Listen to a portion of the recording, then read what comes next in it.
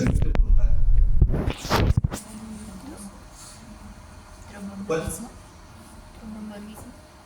Una trombosis venosa profunda, con el riesgo que me haga un tromboembolismo pulmonar. Si tengo una pata hinchada, no sé qué vaina sea, pero probablemente no sea bueno. Parece que hay un viejo dicho que dice que cuando la pata se hincha, la sepultura relincha. Y el manejo va a ser diametralmente opuesto, ¿no? Si yo tengo una TBP, el manejo va a ser con anticoagulación. Si yo tengo una infección, el manejo va a ser con antibióticos. Y a veces no es tan fácil. Créanme que uno en el libro lo ve bonito, que ustedes en clase lo ven bonito, pero uno a veces con el paciente lo único que ve es una pata hinchada y a uno no le queda tan claro el escenario. Como cuando le llega un paciente con disnea, con antecedente de tener falla cardíaca y de tener EPOC, a usted no le queda claro si lo que el paciente tiene, un empeoramiento de la disnea, si lo que el paciente llega es por un EPOC exacerbado, cuyo manejo va a ser principalmente respiratorio, eventualmente con antibióticos, o una falla cardíaca descompensada, que el manejo es supremamente distinto. Entonces, pues eso requiere ya la minucia que ustedes van ganando con el tiempo de semiología.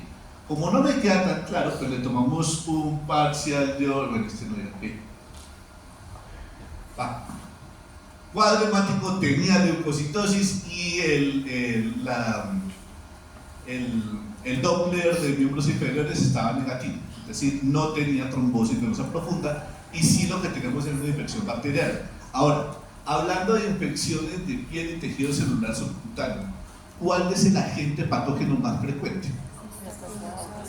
Staphylococcus aureus. Claro, que eventualmente yo pueda tener epidermidis, pueda tener algún otro bicho, pero lo primero que voy a pensar es en Staphylococcus aureus. Tanto estafilococo como epidermidis van a ser bichos gram-positivos.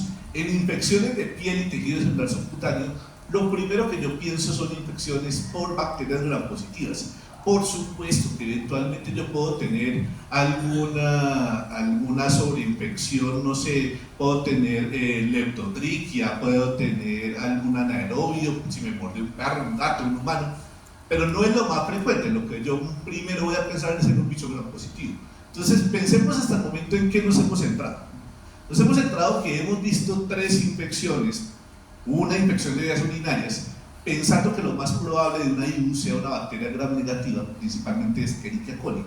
Un segundo escenario donde tenemos una neumonía adquirida en comunidad, donde probablemente el bicho más frecuente sea una bacteria gram positiva como Streptococcus pneumoniae, pero yo puedo tener tanto infecciones por gram positivos como gram negativos en la vía aérea, y una infección de piel y tejido celular subcutáneo, donde lo primero que yo pienso es en una bacteria gram positiva, pero pues que eventualmente yo puedo tener algún anaerobio o alguna otra bacteria gram negativa, aunque lo primero que pienso es en una bacteria gram positiva. Esto ya indica que ustedes más o menos, si se dan cuenta hasta este punto, hemos integrado un poquito lo que ustedes medio han visto de semiología, lo que medio han visto de patología, lo que vieron en microbiología, y ahora vamos al siguiente paso, y es que tenemos que meterle medicamentos a esta vuelta. Entonces, por eso les digo que a veces fármaco no es tan fácil, porque requiere que usted integre todas esas cosas que vieron antes. Y vamos a hacer la integración con microbiología. Vamos a hablar un poco de las características de las bacterias. Obviamente me disculparán por lo escueto y somero que yo pueda llegar a hacer en este pedacito. Yo no soy microbiólogo, yo de las bacterias sé que existen. Esto que les voy a decir es lo que buenamente yo puedo llegar a saber como médico. Ustedes yo sé que saben mucho más porque lo acabaron de ver el semestre pasado con estas señoras de este piso, que a eso le saben un montón, pero pues yo no. Yo me sé hacia dónde funcionan los medicamentos. Entonces, acá tenemos 2 membranas dibujadas, mal dibujadas con Paint, no, con los muñequitos que uno hace en PowerPoint. Fíjense que en esta bacteria, en esta membrana, vamos a tener esta cosa de acá abajo, que va a ser una membrana que tiene una bicapa de fosfolípidos, y en la parte de arriba vamos a tener varias capas de una cosa que es una mezcla entre proteínas, unas pequeñas proteínas que se llaman péptidos, y unos pequeños grupos de carbohidratos que van a llamar, pues que los vamos a llamar los grupos glucosídicos, y a eso lo vamos a llamar el péptido glucano, pues porque tiene 2 pedazos, un pedazo de péptido y un pedazo de carbohidratos. Entonces acá tenemos nuestra membrana, y encima de la membrana o por fuera del bicho vamos a tener varias capas de esa pared de peptidoglucano. y además tenemos que es azulito.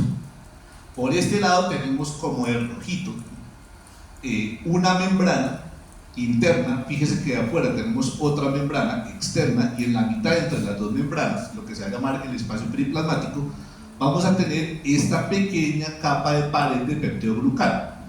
Esto me lleva a que acá nosotros vamos a tener dos bichos a grandes rasgos, un bicho que es gram positivo y un bicho que es gram negativo. ¿Recuerdan ustedes cuál es este? ¿Este es el gram positivo o el gram negativo? Negativo. Gram positivo.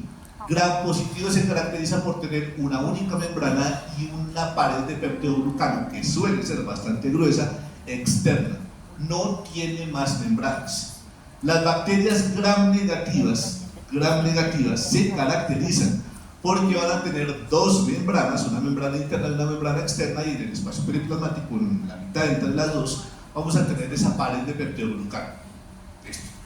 Bien hasta ahí. Dentro de algunos de los ejemplos en los que nos centraremos de bichos que sean gram positivos, vamos a hablar de Staphylococcus aureus, que dijimos que era un agente patógeno importante ¿en dónde? En piel.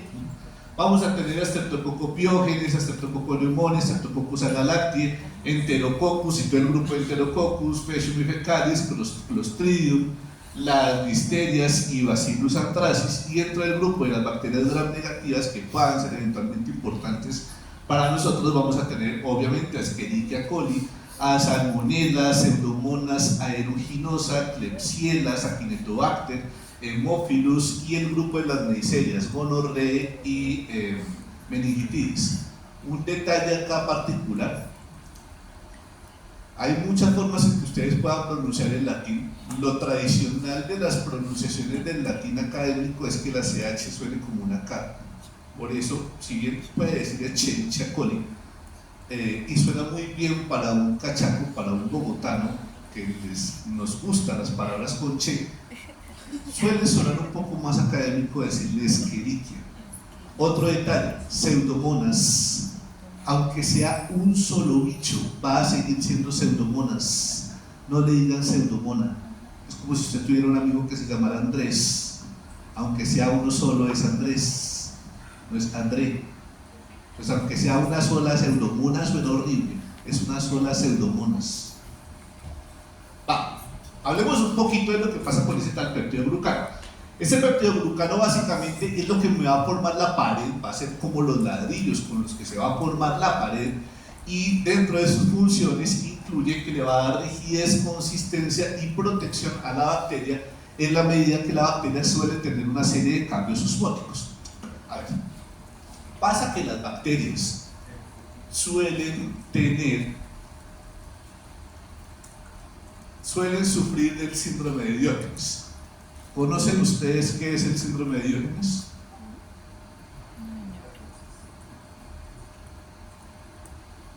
Les falta un poco más de discordia y no. El síndrome de Diógenes es el de los acumuladores compulsivos. Las bacterias son así, ellas van por donde vayan, van acumulando todo lo que puedan. Entonces ellas es como su tío. Uno siempre tiene a alguien en la familia que es un acumulador compulsivo. Si no son sus papás, son sus tíos; si no son sus tíos, son sus hermanos; y si no hay nadie que sea acumulador compulsivo en su familia, probablemente sea usted. Entonces, una de las características que tienen los acumuladores compulsivos es que ellos van metiendo de todo. Para donde van pasando, van metiéndose todo lo que puedan en la casa. Por supuesto, si alguna vez han visto ese capítulo de acumuladores extremos, de acumuladores extremos, pues marica, a veces no tienen ni dónde vivir. A veces parece que la casa se les puede estallar y por eso tiene que llegar el gobierno y a veces los tiene que desalojar porque la casa se vuelve peligrosa para ellos de todo el montón de basura que están guardando. Las bacterias hacen algo parecido. Las bacterias, por donde van dando vueltas, van capturando y acumulando todo lo que puedan. Pues por supuesto, eso hace que por dentro de la bacteria van a tener una osmolaridad altísima. Es decir, la cantidad de moléculas disueltas en agua que tienen dentro del citoplasma bacteriano es un montón. Si yo tengo una osmolaridad altísima adentro y la osmolaridad afuera es bajita, pues eso va a hacer que, como la presión adentro es muy alta con respecto con afuera, con respecto con lo que pasa afuera, pues yo estallaré. Para evitar que la bacteria estalle, lo que hace ella es reforzar las paredes, por eso existe esa pared celular. De hecho, como vamos a ver con uno de nuestros grupos de antibióticos más importantes, que son los inhibidores de la síntesis de la pared, aunque lo único que hagan es bloquear la síntesis de la pared, la bacteria muere estallada, ella se muere por sus propios medios y se muere justamente por esa acumulación que tienen las bacterias. Por eso ese grupo de antibióticos suelen ser bactericidas, matan bacterias. Entonces, ¿de qué está hecho ese peptidoglucano? Ese peptidoglucano, entonces, como su nombre lo dice, va a tener una parte de péptido, que va a ser los aminoácidos. En este orden van a estar acá: D-alanina, el D-glutámico, la L-lisina, la D-alanina y la D-alanina. Importantísimo estos últimos dos D-alanina del peptidoglucano. De hecho, fíjense que son solamente 5 aminoácidos, no es nada tan traumático.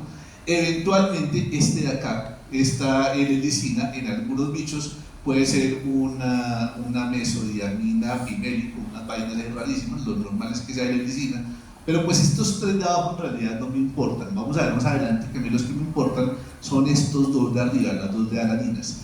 Y en la parte de los azúcares vamos a tener a estos dos, al N-acetilmurámico y a la N-acetilglucosamina. Al final tenemos 2 carbohidratos y 5 aminoácidos que forman la parte peptídica. En cuanto al proceso de síntesis de esta vuelta, pues ustedes ya lo vieron en microbiología, recordarán que esto lo comienzan a sintetizar, estos procesos de la formación del peptidoglucano, que es lo que yo voy a tener acá, la formación del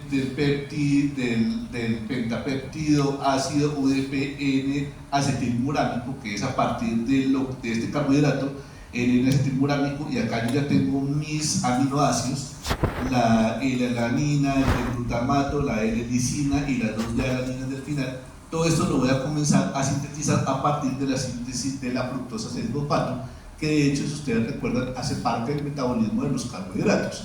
Es decir, vamos a necesitar carbohidratos para que las bacterias sinteticen todo este proceso. Toda esta vaina, ustedes pues yo asumo que ya lo saben, porque vamos a tener algunos medicamentos que van a actuar en algunos pedazos de estos, que los vamos a ver creo que mañana, capaz que no nos alcanza el tiempo.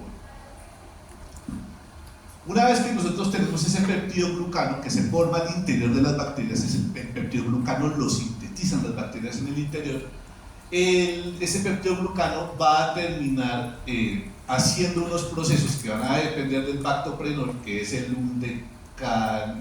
undecaprilfosfato, que lo que termina haciendo es terminar el proceso de la formación de la N-acetilglucosamina, el N-acetilmurámico y el pentapéptido, y esto lo vamos a transferir al exterior de la bacteria, porque recuerden que la bacteria sintetiza esta vuelta por dentro, pero por dentro no me hace un carajo, esta vaina debe funcionar desde afuera.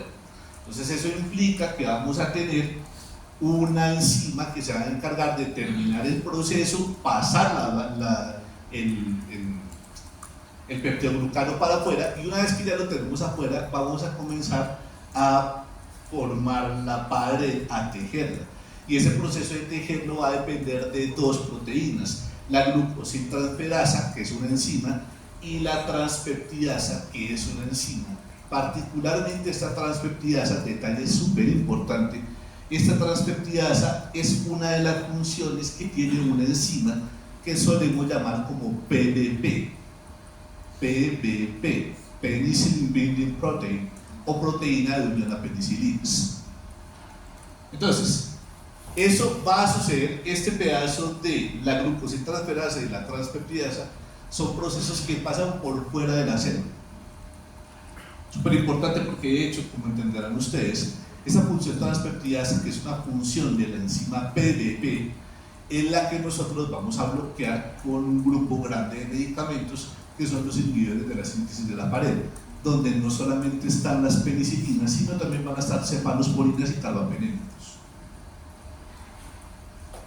Por otro lado, tenemos la síntesis de la pared, la síntesis de proteínas. La síntesis de proteínas es exactamente igual a como ustedes sintetizan sus proteínas en sus células eucariotas.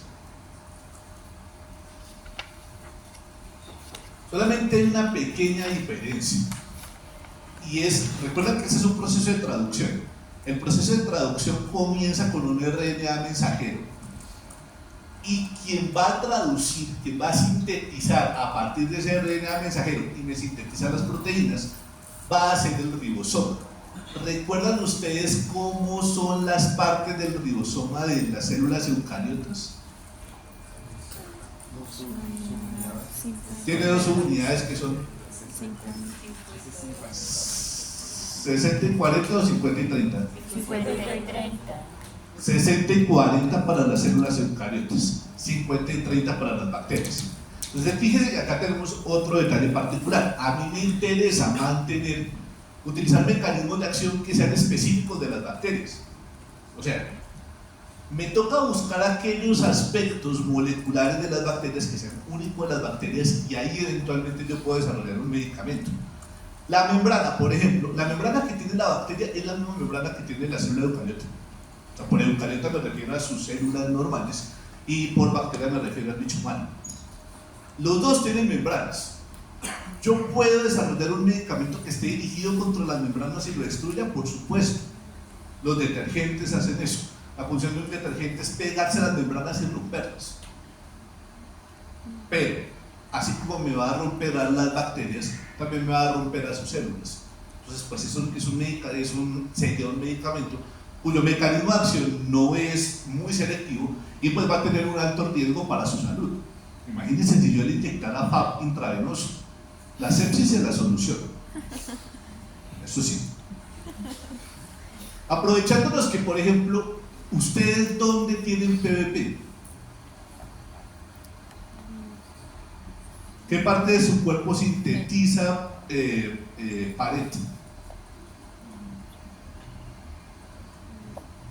Pues ninguna, no son plantas aparentemente.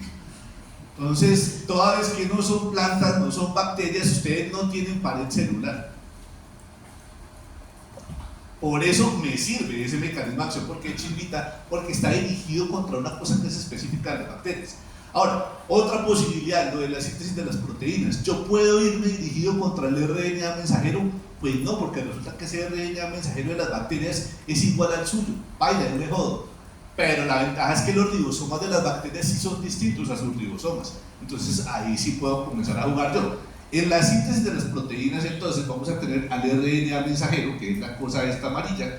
Vamos a tener al RNA de transferencia. El RNA de transferencia, para el proceso de traducción de proteínas en las bacterias, siempre va a comenzar con una formilmetionina.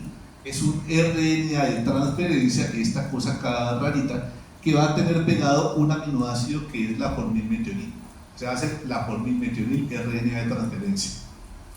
Esa formilmetionil RNA de transferencia se va a pegar al RNA mensajero, específicamente al codón que me codifica para la formilmetionil RNA de transferencia, que de hecho va a ser mi codón de inicio, que es ese codón AUG, y a partir de ese AUG es que se va a comenzar a formar el complejo de iniciación.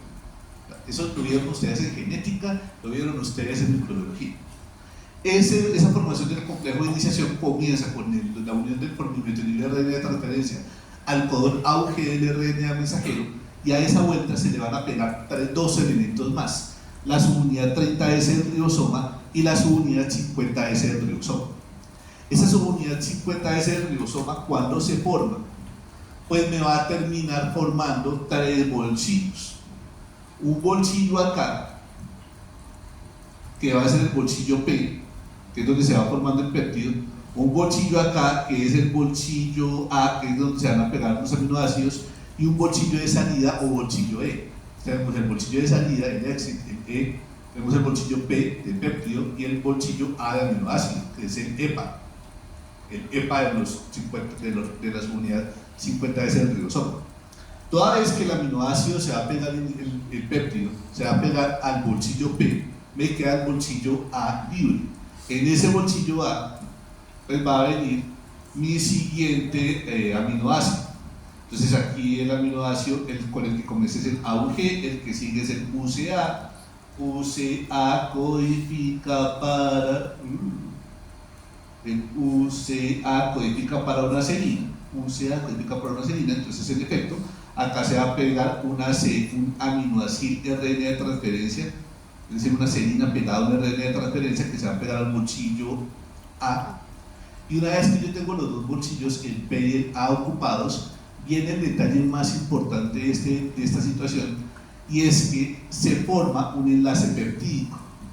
Esta formación de este enlace peptídico, de formar un enlace acá, es un proceso enzimático que depende de la subunidad 50S del ribosoma, específicamente una parte de esa subunidad 50S conocida como la subunidad 23S. Esa subunidad 23S lo que hace es formar los enlaces peptídicos. Una vez que se forma ese enlace peptídico, todo el complejo se mueve, pasa al bolsillo P, el bolsillo A queda libre. Una vez que el bolsillo A queda libre, se me va a pegar el siguiente aminoácido, que en este caso va a ser una leucina, se forma el enlace peptídico gracias a la subunidad 23S y todo el complejo se va moviendo, y así sucesivamente hasta que se termina de formar toda la proteína. Hasta que se termina de formar toda la proteína en el segundo proceso de la traducción, que se llama la elongación. El primer proceso es la iniciación, que consiste en pegar la fosfomietonil RNA de transferencia al RNA mensajero y se pega la subunidad 30S del ribosoma y la subunidad 50S del ribosoma. Ese es mi complejo de iniciación. Después viene todo el proceso de elongación, en el que se van sintetizando las proteínas hasta que llegamos a un codón de parada. Los codones de parada son estos de acá, el UAA, el UAG y el UGA. Cuando llegamos a uno de esos codones de parada, lo que va a pasar, eso no puede para ningún aminoácido, sino que se van a pegar unas proteínas que se van a llamar los factores de terminación, y ese factor de terminación lo que hace es desensamblarme toda la maquinaria de traducción, me manda las unidades 50S y 30S listas para que vuelvan otra vez a traducir una nueva proteína. El RNA mensajero o lo podemos destruir o lo podemos volver a utilizar, y pues ya me quedó mi proteína lista. ¿Proteína lista para qué? Para lo que sea que necesite una bacteria, para las enzimas de la PDP, para las enzimas de la glucosintransferasa, para todas las enzimas del proceso metabólico de la glucosa, para las enzimas necesarias para la síntesis del peptidoglucano, para guardarlas, para lo que sea es que vamos a necesitar esas proteínas. Y de esa manera es que se sintetiza una proteína. Esto es lo mismo en cuanto al sentido y la forma como se hace el proceso de traducción en las células eucariotas, solamente que acá pues le cambiamos el nombre al ribosoma. Ya no son 60 y 40 como ustedes vieron en genética, sino que este es 50 y 30 como ustedes vieron en microbiología.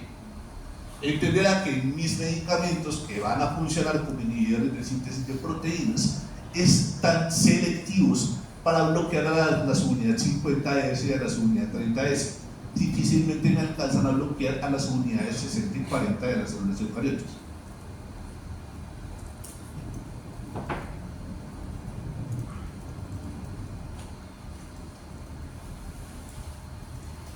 El otro proceso va a ser cómo sintetizamos el ADN. En principio, la síntesis del ADN suele ser muy parecida al de las células eucariotas, simplemente que con una pequeña diferencia. A diferencia de lo que pasa con ustedes, las bacterias tienen la capacidad de sintetizar los folatos por sus propios medios. No todas las bacterias, pero sí que muchas bacterias sintetizan folatos. Ustedes no, ustedes los obtienen de la dieta. Para que una bacteria sintetice los folatos, y esto sí es un proceso exclusivo de bacterias, insisto, ustedes los obtienen de la dieta,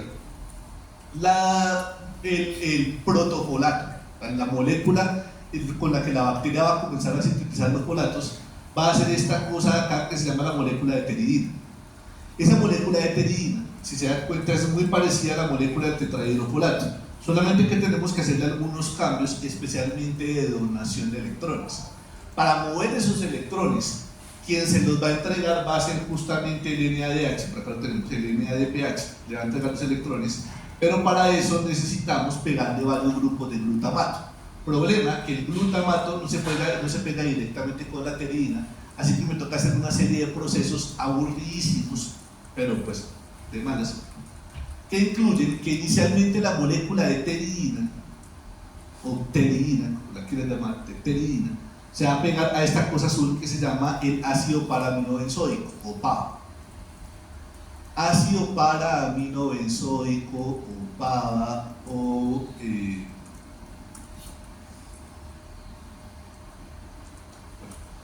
Ácido para-aminobenzoico o para-aminobenzoato o PABA es la misma vuelta. Es como si yo les dijera a ustedes una sulfona o una sulfonamida. Resulta siendo más o menos lo mismo. Desde el punto de vista químico es lo mismo.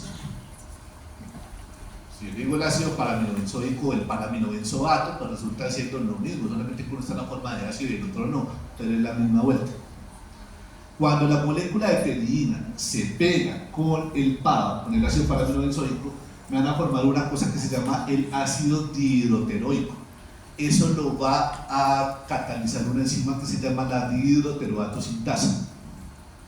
¿Qué hace la dihidroteroato sintasa? Toma la molécula de pteridina, la pega con la molécula de PABA y la convierte en ácido dihidroteroico.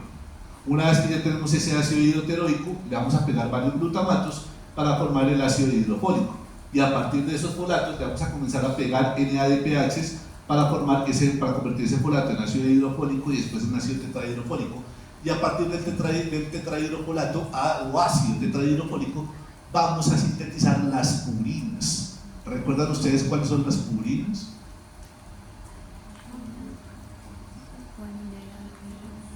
Purinas son dos: adenina y guanina. Acuérdense del puro gay. Purinas son guanina y adenina.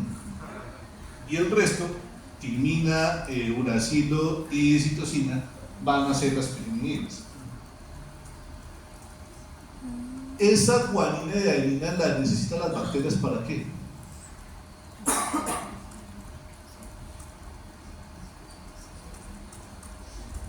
Pues para la síntesis de ADN. Recordarán ustedes que a partir de esa purina o de esa pirimidina, que va a ser mi base nitrogenada, la vamos a pegar a una ribosa, bien sea una ribosa o a una 2-desoxirribosa, para formar los nucleósidos, y después esos nucleósidos los vamos a fosforilar para formar nucleótidos.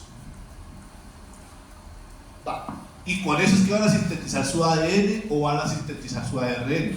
Va a ser importantísimo para las bacterias. Insisto, a ustedes no los afecta que yo le bloquee este proceso, que yo lo voy a bloquear en las bacterias. Todo este proceso sí lo puedo bloquear en las bacterias. A ustedes no los va a afectar porque ustedes esas moléculas de folatos los obtienen directamente desde la dieta. Entonces, esos son mis 3 mecanismos de acción más importantes de los antibióticos. Cuando comenzamos esta sesión les dije que íbamos a hablar de 3 grandes familias: inhibidores de síntesis de paret, inhibidores de síntesis de proteínas e inhibidores de la síntesis del ADN. Y aquí está cómo se sintetiza la paret, cómo se sintetizan las proteínas y cómo se sintetiza el ADN. Unos aspectos acá históricos de esta vuelta: el primer antibiótico no es como mucha gente cree, que es la penicilina, el primer antibiótico o sustancia química que apareció como manejo terapéutico para las infecciones, sino que fue el Salvarsan. El Salvarsan fue desarrollado por Paul Ehrlich en 1909, que es esta vuelta que tenemos acá, que de hecho, si se dan cuenta, tiene una molécula un poquito peligrosa, y es que tiene varios grupos arsénicos.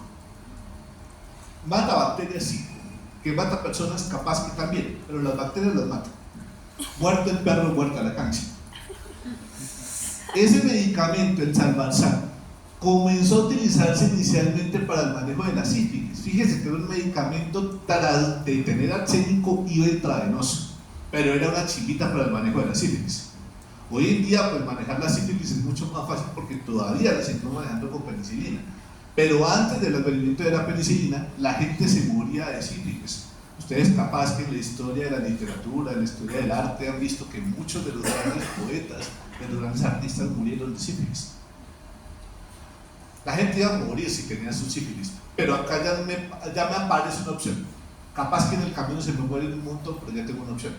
Uno de los problemas fue que durante la Primera y la Segunda Guerra Mundial, este medicamento pues era producido por los alemanes, y pues entenderán ustedes que tanto en la Primera como en la Segunda Guerra Mundial nadie quería tener mucho contacto con los alemanes. Por eso los ingleses desarrollaron la arsfenamina, que es una versión genérica del Salvarsan.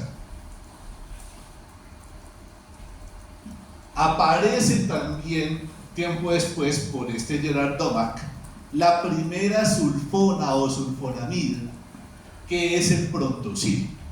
El pronto sí, este señor trabajaba para un laboratorio chimbo, chiquito, que es Bayer, y que lo utilizaba, desarrollaba esta vaina como un colorante rojo. De hecho, esta vaina era un colorante de telas.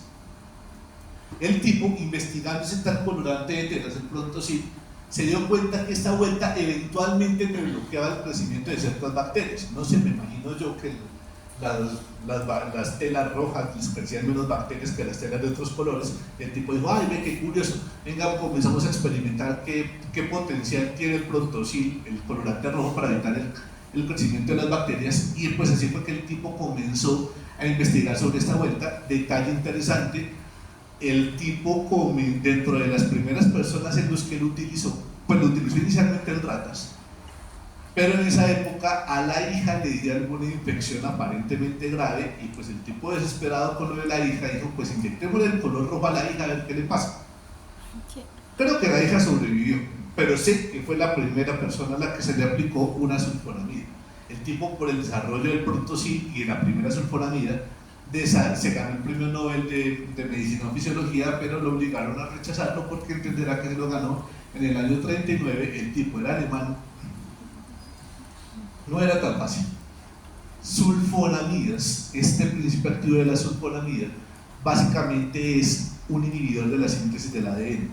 Las sulfonamidas tienen una característica, y es que son muy parecidas al PAP. Por eso me bloquea la síntesis del ácido dihidroteroico. En el fondo resultan siendo inhibidores competitivos de la dihidroteroato sintasa. Eso hace que la bacteria ya no pueda sintetizar ácido dihidroteroico. Sin la posibilidad de sintetizar ácido dihidroteroico, no puede sintetizar folatos, dihidrofolatos ni tetrahidrofolatos. La bacteria se queda sin purinas, es decir, se queda sin guanina y sin adenina, y la bacteria pues ya no se va a poder seguir replicando. Este mecanismo, cuando una bacteria deja de replicarse, lo vamos a llamar como un bacteriostático. A diferencia de lo que pasaba con los inhibidores de la síntesis de la pared, que matan las bacterias, son bactericidas, las sulfonamidas son bacteriostáticos. No las matan, simplemente evitan que se repliquen. Es como estudiar medicina. No los mata, pero evita que se repliquen. Fíjese que si usted no estuviera estudiando medicina en este momento, estaría consiguiendo mecanismos de reproducción, como probablemente le ha pasado a muchos de sus compañeros de colegio.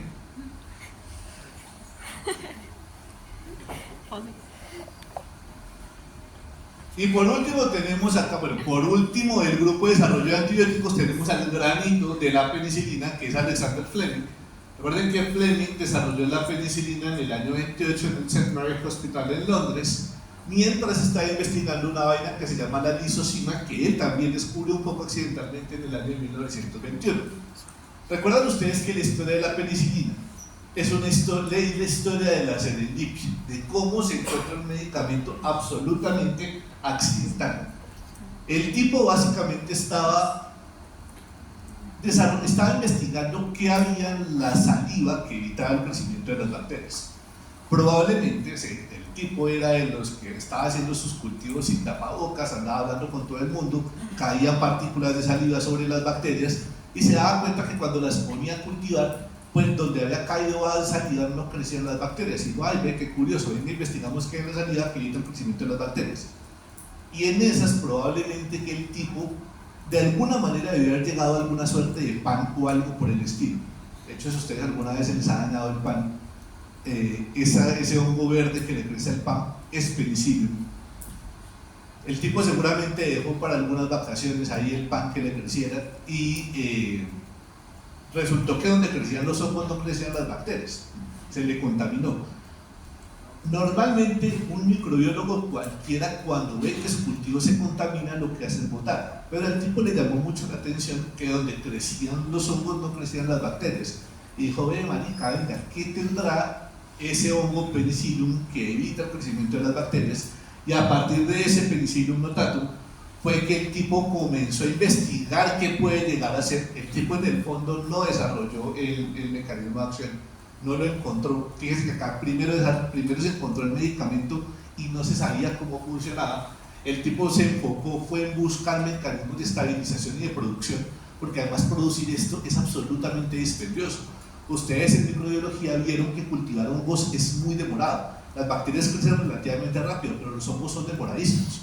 Además que para la síntesis de una sola tratamiento para una sola persona de penicilina, necesitaba casi que una habitación completa de hongos para extraer el tratamiento de una persona.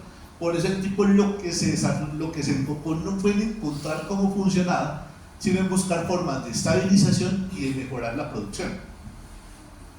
Hizo pruebas en ratones y en conejos y se ganó su premio Nobel en el año 45. Pero no se lo ganó solo, uno siempre habla de Alexander Fleming, pues para el final es el famoso, un cráter en la luna, se llama Alexander Fleming, el edificio de la Facultad de Medicina del Imperial College of London, es el Sir Alexander Fleming Building, en la calle principal que llega a la plaza de toros de las ventas en Madrid, es la calle Dr. Fleming, porque para los toreros el tipo es casi un santo. Pero pues estos otros sujetos, el de morado, el Ernst Boris Chain y Howard Walter Florey, al final también se ganaron el premio Nobel con Fleming, mucho menos conocidos, y ellos fueron los que desarrollaron el resto. Alexander Fleming lo que tuvo fue un golpe de buena suerte. Esta gente fue la que le tocó de verdad desarrollar el resto de vueltas. Cristalizaron la penicilina, purificaron la penicilina, ya hicieron pruebas de seguridad y eficacia, no solamente en ratones sanos, sino en ratones infectados, e hicieron las primeras pruebas en humanos. Y en parte por ellos es que se comienza a desarrollar la causa de cómo funcionaban las penicilinas. Insisto, fíjense que la proteína a la que se une la penicilina se llama la PBP, Penicillin Binding Protein, lo que no tiene ninguna suerte de sentido. ¿Por qué se va a llamar así? Una bacteria, ¿para qué va a tener una proteína que la mate? Una proteína que se llame proteína de una penicilina. En realidad la proteína de una penicilina tiene otra función. Su función principal es la formación de los enlaces peptídicos en la síntesis de la pared. Detallitos de los aspectos clínicos de esta vuelta. Entonces, básicamente los objetivos que nosotros nos planteamos con la terapia antimicrobiana consiste por un lado en tener una mejor eficacia antibiótica. Recuerden que la eficacia es cómo va a funcionar el medicamento en condiciones ideales. Ojalá que yo pueda curar. De hecho, probablemente esto sea hasta el momento de todo lo que ustedes han visto en farmacología, la única estrategia curativa. De hecho, todo lo demás que ustedes han visto en farmacología no es más que puro paliativo, darle medicamentos para mientras tanto. Los antihipertensivos no curan la hipertensión, simplemente le controlan la tensión arterial mientras usted busca alguna otra manera de curarse. Los antidiabéticos es la misma vuelta. Todos los medicamentos que hemos visto hasta el momento no curan, simplemente controlan. Estos medicamentos eventualmente sí que pueden llegar a curar. En medicina básicamente lo que es curable es porque o es quirúrgico o son infecciones. Entonces, ¿queremos hacer curación? Claramente que sí. Muchas veces vamos a querer generar erradicación del patógeno. Por erradicación del patógeno me estoy refiriendo a borrarlo por completo del cuerpo, porque a veces puede ser potencialmente peligroso, como por ejemplo los cuidadores. Creo que ustedes les han hecho o les harán cultivos de la nariz y de la boca para buscar bacterias, estreptococos, algunas otras bacterias que pueden eventualmente ser peligrosas para sus pacientes, sobre todo para los niños. Si usted llegase a tener una bacteria de esas, obviamente usted no le está haciendo nada, su sistema inmune está supremamente bien, pero usted puede eventualmente pegárselo a alguno de esos pacientes. Por eso muchas veces ustedes van a requerir tratamiento antibiótico para eso. Aunque a ustedes no les afecte para nada, van a requerir tratamiento antibiótico. Eso implica la erradicación de un patógeno. Por ejemplo, cuando uno tiene infecciones en la garganta, amigdalitis o faringitis, suelen ser por estreptococcus pyogenes o algunos otros grupos de estreptococos del grupo beta-hemolítico. Muchas veces vamos a requerir también erradicación completa, no porque me esté generando alguna infección o algo particular, sino por el riesgo de complicaciones que me hagan artritis, complicaciones reumáticas de las infecciones. Eso implica la erradicación del patógeno. Lo tengo y no me afecta, pero me toca matar. Y otra posibilidad es desde la profilaxis. ¿Saben ustedes qué es una profilaxis? voy a dar el antibiótico para evitar que le vaya a dar la infección porque usted va a estar en riesgo. Suele pasar, por ejemplo, con procedimientos quirúrgicos. Entonces usted lo van a operar y la cirugía yo sé que viene complicada, o usted tiene riesgo de alguna infección de piel, por ejemplo, por Staphylococcus aureus. Una de las principales complicaciones de los procedimientos quirúrgicos es que hagan infecciones del sitio operatorio. El agente patógeno más frecuente de las infecciones del sitio operatorio pues son las bacterias de la piel, Staphylococcus aureus. Entonces, pues muchas veces va a requerir tratamiento con antibióticos antes o durante una cirugía. ¿Usted tiene alguna infección? No, simplemente es para evitar que tenga las infecciones. Pero además de eso, de yo tener la posibilidad de tener antibióticos que me curen o que me generen erradicación o que me generen profilaxis, también necesito tener en cuenta los efectos adversos. Pues porque por supuesto, claro, si tengo sífilis yo todavía podría seguir utilizando el salvarsan. Si tuvieras, no tengo sífilis, no tengo sífilis. Podría seguir utilizando el salvarsan, pero hombre, el riesgo de toxicidad es altísimo. Entonces me toca también comenzar a compensar el riesgo de toxicidad con el beneficio eventualmente que yo pueda llegar a tener. Por eso me toca muchas veces tener en cuenta los efectos adversos, que lo vamos a ver más adelante. Y el último detalle, probablemente uno de los más complicados y que ustedes van a estar viendo a repetición, va a ser el de minimizar las resistencias. Y eso de minimizar las resistencias es un problema para todos nosotros. Si hay algo que eventualmente pueda llegar a acabar con la humanidad, son justamente las bacterias multiresistentes. El próximo semestre creo que los profes de Infecto, que Jorge Cortés, Humberto Saavedra y Carlos Álvarez, insistirán mucho en esto. Esa gente le sabe muchísimo. Pero pues acá vamos a ver como alguna de las partes básicas, lo básico. Ya ustedes las partes clínicas y las partes más complejas las verán con los infectólogos, que a propósito necesito que se descarguen y se apliquen de una vez, aunque creo que ustedes ya deben tener una aplicación de la universidad que se llama Proa UNAL, que ustedes lo encuentran en el Play Store y en la otra. Esos antibióticos se los voy a preguntar, y las únicas dosis que les voy a preguntar son las que están ahí, y las indicaciones que les voy a preguntar son las que están ahí. La parte molecular y esa vuelta sí es lo del libro, que por demás es Velázquez, todos los antibióticos y pues lo de las clases. Pero necesito que se descarguen y se apliquen y se estudien esa aplicación. Proa UNAL. Proa UNAL.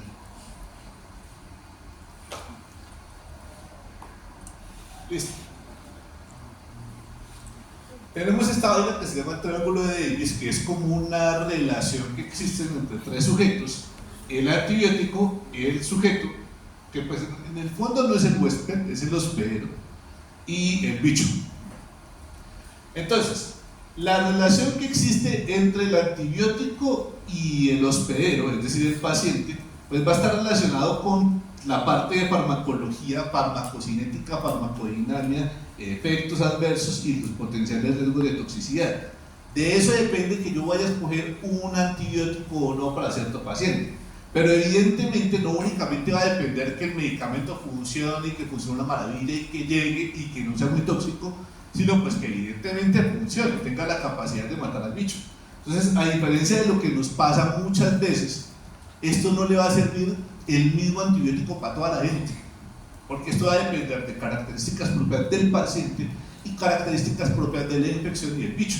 Entonces no me basta únicamente con esta relación antibiótico-huésped, que es lo de toxicología y farmacología, sino lo que pasa con el antibiótico y el bicho.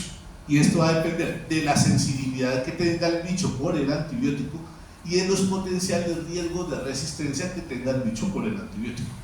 Y por último, aunque esto pues ya se me sale un poquito de mis manos, porque fíjense que yo estoy acá, pero ustedes están acá. Ustedes son los que tienen contacto con el bicho y con el paciente.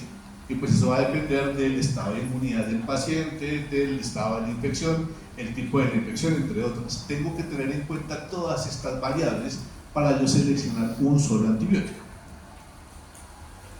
Normalmente hay dos tipos de selección de antibióticos. Una vaina que se llama la terapia empírica y otra vaina que se llama la terapia dirigida. ¿Qué es la terapia empírica? Hombre, yo la verdad no necesito, para los casos que vimos al principio, uno muchas veces no necesita ni siquiera los paraclínicos.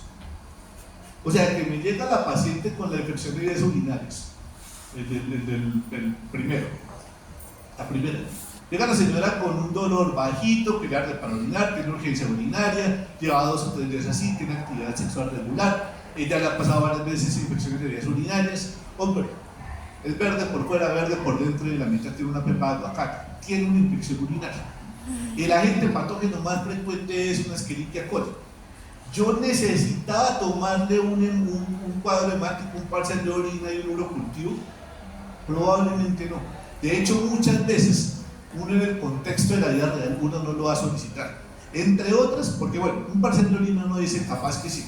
Un parcial de orina, por ejemplo, eso se demora 15 minutos en procesarse si se contiene reactivas. Pero un urocultivo se le va a demorar a usted casi una semana. Yo no me voy a esperar una semana para iniciar el tratamiento antibiótico si es que yo ya sé que la señora tiene una infección de vías urinarias, porque mi experiencia clínica me da para decir que la señora probablemente tiene una infección de vías urinarias y que lo poco que yo sé de microbiología,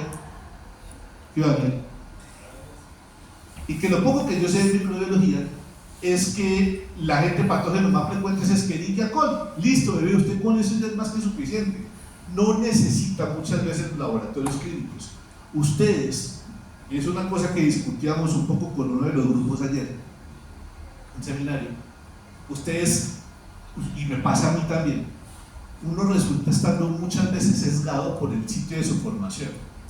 Ustedes se están formando en un hospital de alta complejidad. Ustedes al HUL no les llegan las cosas pendejas. Allá un paciente hospitalizado por una pinche IU probablemente no haya. O sea, llega con la IU, pero porque viene complicado por un montón de cosas más. Por eso llega a un hospital de altísima complejidad. Pero en realidad, cuando ustedes se gradúen, ustedes en algún momento trabajarán en un sitio de eso, sí, estoy completamente seguro. Pero en su lugar ustedes van a estar en un miserable puesto de salud abandonado de Dios y de la ley, donde no va a tener nada de lo que usted tiene en el HUL. Por ejemplo, yo recuerdo una de las cosas que me acuerdo mucho del rural. La última rotación que yo hice en mi internado fue en anestesia cardiovascular. La cosa de más alta complejidad que usted se puede imaginar. Yo era el interno que estaba en las mañanas en cirugía de trasplante cardíaco, en revascularizaciones miocárdicas, en cambio de válvulas. Estaba en una clínica donde aproveché que no había residentes, entonces todo me lo dejaban hacer a mí, y en la tarde me tocaba a mí hacer el control de los pacientes en la UCI, en unos hospitales donde yo tenía absolutamente de todo. Termino mi rotación, me gradúo, me voy a hacer mi rural al Guaviare.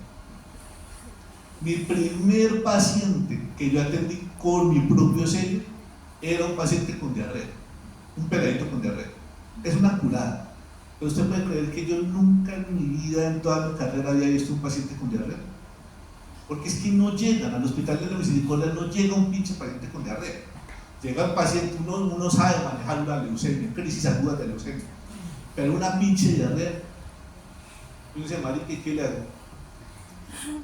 Entonces es un sesgo que uno tiene, que uno se forma en altos niveles de complejidad, pero la vida real no es tan compleja.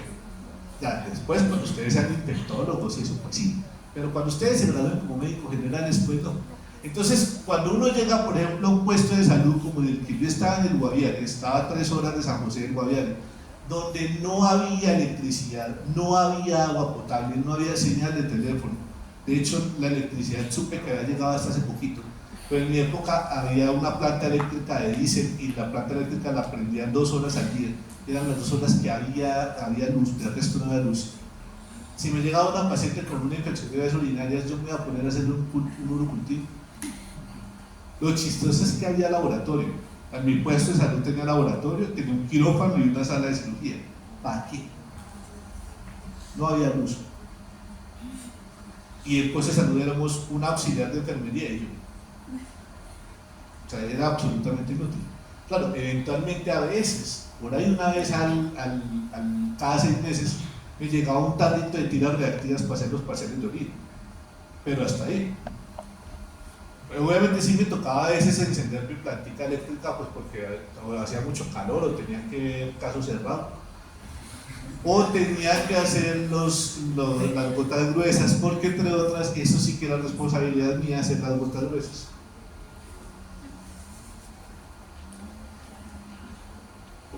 Pero pues entenderá que todo el resto de laboratorios pues vaya, usted haga lo que bien pueda con los pocos recursos que tenga. De hecho, eso es lo que llamamos la terapia empírica. Pues yo no muchas veces me voy a requerir de confirmar un diagnóstico. En la terapia empírica, simplemente ante la sospecha, obviamente que yo tenga con mi criterio clínico, yo tengo una sospecha alta y pues eventualmente puedo llegar a dar el tratamiento. Obviamente si el paciente tiene una gripa, pues yo sé que esa vaina de las gripas son por virus, no van a requerir el tratamiento antibiótico. Las terapias empíricas no solamente aplican cuando yo tengo dificultades para obtener la muestra o dificultades para procesarlas porque estoy en alguna parte perdida del mundo, sino también muchas veces en paciente con riesgo vital. Llega un paciente con una sepsis, el paciente está vuelto mierda, está con un choque séptico, yo sé que tiene, la familia me decía que venía con dificultad respiratoria desde hace varios días, yo digo, hombre, lo que tiene es una sepsis de origen pulmonar. Me voy a esperar a que le salga el resultado del cultivo, del antibiograma y toda esa vuelta para darle el antibiótico. Pues no, digo, marica, se está muriendo, en una semana ya lo tengo muerto. Pues ¿qué voy a hacer? Le voy a dar tratamiento antibiótico con lo buenamente que yo sé en este momento. Previamente le voy a tomar los cultivos. Bueno, le voy a solicitar a la enfermería que se los tome, yo no los sé tomar. Le voy a solicitar a la enfermería que tome los cultivos y ya cuando me salga el resultado, pues consideraré cambiar. De hecho, en este tipo de situaciones, suelo comenzar con antibióticos mucho más potentes, con mucho más espectro de acción. La terapia dirigida pues es cuando yo tengo infecciones que están bien definidas. Esto me va a ayudar a disminuir costos y por supuesto que me va a aumentar la seguridad. Pero insisto, esto no lo voy a tener disponible todo el tiempo y a veces suelen ser demorados. Claro, ustedes ven allá en el HUL, si ustedes rotan en algún momento por las UCIs, que allá ante la sospecha de un paciente séptico, pues de una vez cogen y le corren un film array y en cuestión de media hora, una hora, usted ya tiene todo el perfil genético de la bacteria.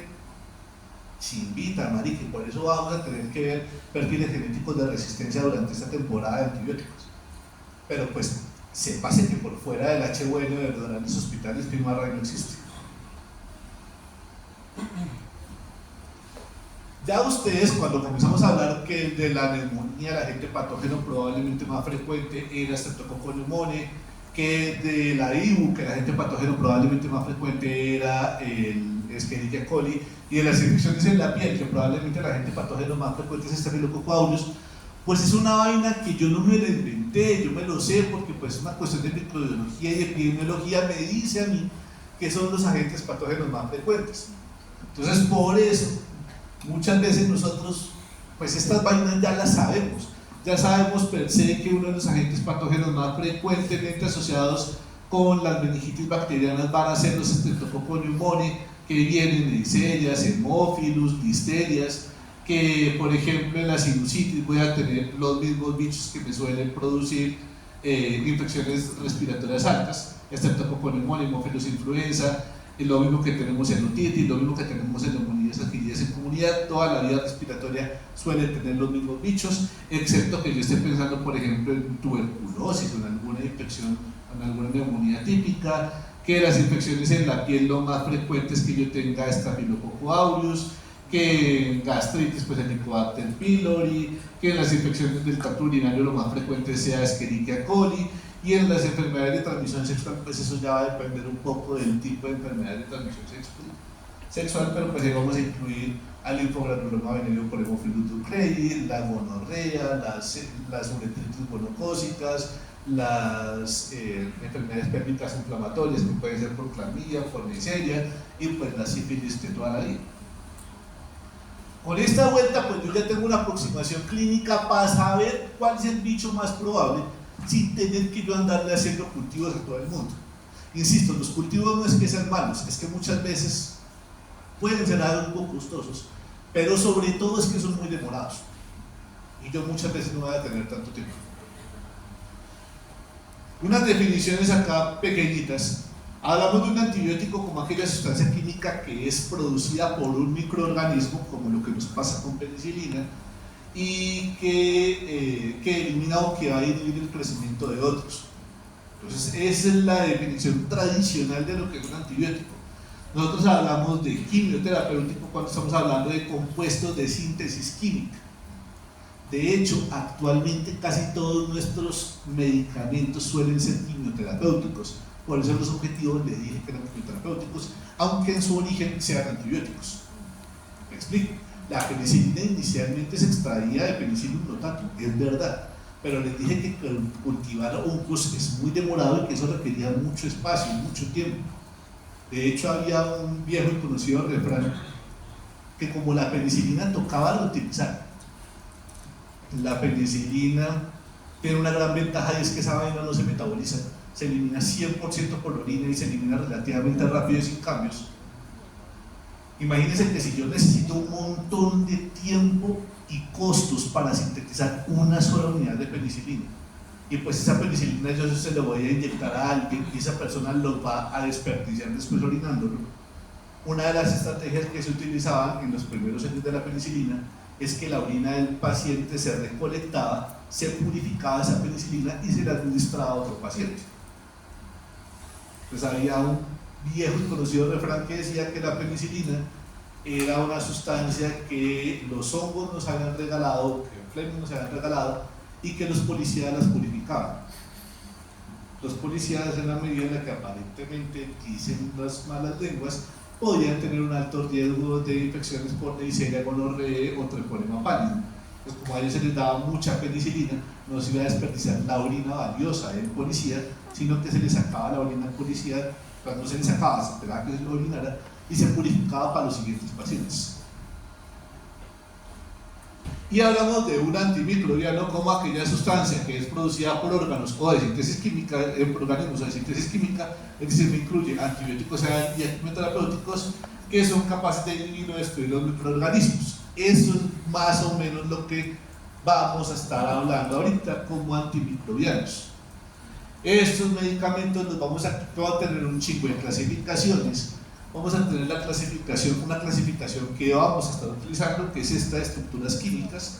Entonces vamos a tener medicamentos como el trimethoprim, como las streptograminas, que es una clasificación clínica de quinupristina y dalfopristina, las tetraciclinas, que incluye doxiciclina, aminociclina y la tetraciclina, glucopéptidos, lipopéptidos, liposamidas, monobactámicos, los betalactámicos, las glucilciclinas, sulfonamidas, cefalosporinas, macrólidos, aminoglucósidos, carbapenémicos, oxazolidinonas, quinolonas, cetólidos, cloramfenicol y otras. Clasificación química que vamos a ver. Hablamos del espectro como la capacidad que tienen las bacterias, los antibióticos, los antimicrobianos, de matar a grandes grupos de bacterias, más o menos o poquitos. Entonces hablamos de medicamentos de amplio espectro cuando tienen una gran capacidad de matar muchos bichos que inclusive a veces no solamente se pegan las bacterias, que son capaces de matar bacterias, sino que a veces pueden matar hongos o parásitos. Acá por ejemplo vamos a tener a cefalosporinas, vamos a tener a los mismos betalactámicos, a las quinolonas como levofloxacina. Los antibióticos de espectro intermedio son aquellos que tienen un número muy limitado de especies sobre las que van a actuar. Acá vamos a tener al grupo de los aminoglucósidos y macrólidos, aminoglucósidos como gentamicina y macrólidos como acitromicina, y un grupo reducido es aquel grupo antibiótico que solamente va dirigido contra un grupo muy específico, como por ejemplo vancomicina, como por ejemplo las oxazolidinonas, que están únicamente dirigidos contra un grupo específico de bacterias. Uno, en la medida de lo posible, debe tratar de utilizar antibióticos del espectro más reducido y ojalá que tengan la menor potencia. Nosotros utilizamos medicamentos de amplio espectro cuando, por ejemplo, nosotros no sabemos a qué nos estamos enfrentando. Como les digo, llega un paciente con una neumonía está malísimo, está con una sepsis, yo le tomo los cultivos, le digo a enfermería que le tome los cultivos, pero yo digo, hombre, ¿con qué voy a comenzar? El paciente está en la inmunda, se está muriendo. Yo no sé qué dicho tiene. Claro, lo más probable es que tenga un estreptococo neumonía, pero está tan malo que yo digo, hombre, puede ser una Klebsiella. Y de hecho, fíjense que el manejo entre un estreptococo neumonía y una Klebsiella es diametralmente opuesto, porque estreptococo neumonía era positivo, Klebsiella era negativo. Entonces me toca pues tratar de utilizar un antibiótico que sea amplio espectro, que sea capaz de cubrirme gram positivos y cubrirme gram negativos. Ya muy distinto que con que cuando me salga el cultivo me dice, no bebé, que es que lo que usted tiene es una neumonía necrotizante por estafilococo aureus resistente a meticilina. Y yo digo, bueno, listo, ya con ese diagnóstico ya me puede ir a una terapia completamente reducida como vancomicina. Pero en principio uno, en infecciones graves, uno comienza con antibióticos de amplio espectro. En cuanto al efecto, ya hemos hablado de esto, hemos hablado que los bacteriostáticos son medicamentos cuyo mecanismo de acción consiste en evitar la reproducción de las bacterias. Esto pues muchas veces va a requerir también que el sistema, el cuerpo del paciente haga parte del trabajo. Y estos suelen ser medicamentos que tienen un efecto reversible, fácilmente reversible. Acá tenemos a casi que todo el grupo de inhibidores de síntesis de proteínas, excepto estreptograminas y aminoglucósidos, y a todos los inhibidores de la síntesis del ADN.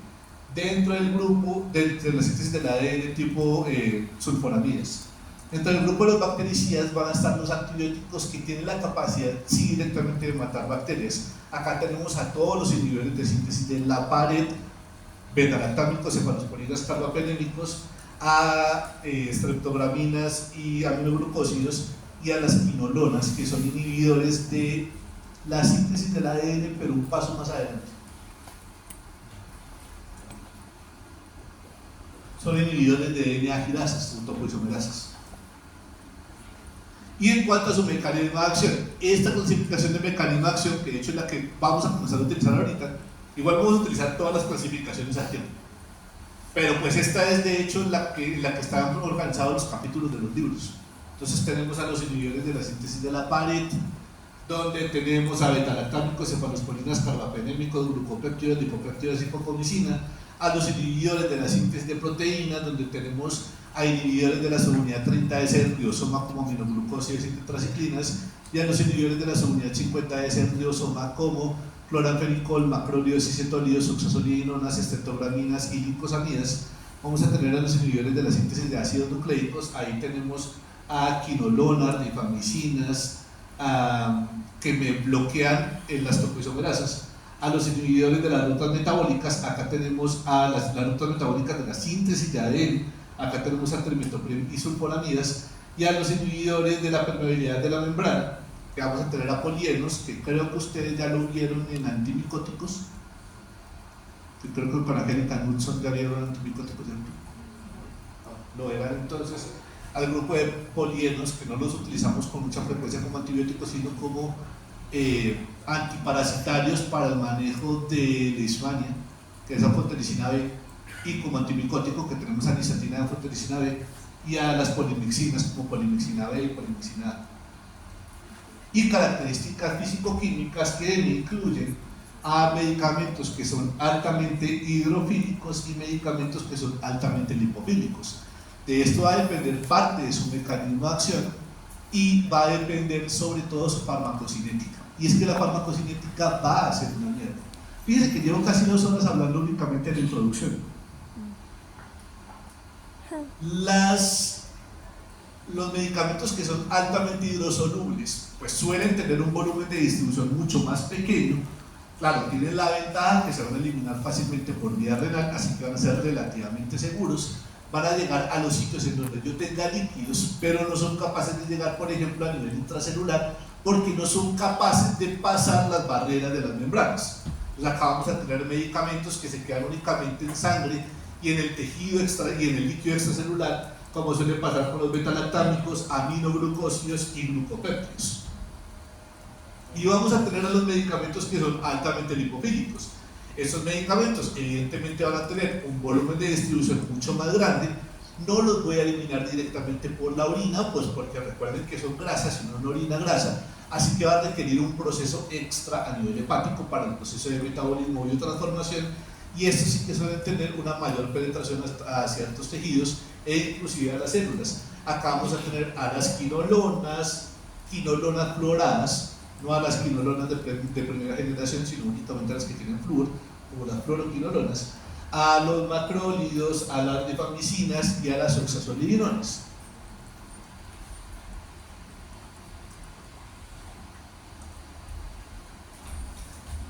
Y hablando de los mecanismos de resistencia, que hacen otra suerte de aspecto importante, vamos a tener que es que los mecanismos de resistencia vienen con las bacterias, vienen al mismo tiempo. Aparece el antibiótico y aparece la resistencia. De hecho, uno de los últimos antibióticos que se desarrolló, Linezolid, fíjense que se descubrió en el año de 1999, se comenzó a utilizar en el mundo en el 2000 y ya teníamos resistencia en el 2001. Inclusive pasan los detalles interesantes.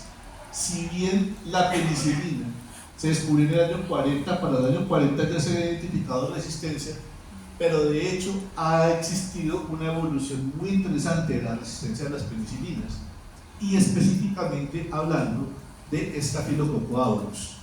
Staphylococcus aureus va a tener varios fenotipos que vamos a estar viendo en el transcurso de estas sesiones. El Staphylococcus aureus fenotipo salvaje, el wild type, que es bastante infrecuente, menos del 5%, el Staphylococcus aureus fenotipo común, el Staphylococcus aureus de resistencia intermedia o borderline a oxacilina, que son las cepas bocha, el Staphylococcus aureus de resistencia a la meticilina, que es el MRSA,